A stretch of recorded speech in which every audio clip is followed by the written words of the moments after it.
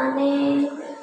10 নেকি দিবেন প্রভু একটি আরাফে, হাজার হাজার আরাফাতে পবিত্র কোরআনে।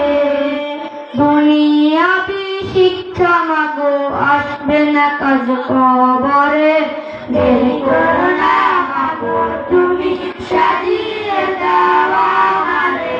হাফেজ হব আরে পড়ব আল্লাহর কালাম পড়ে, দেরি করো না মাগো তুমি সাজিয়ে দাও আমারে।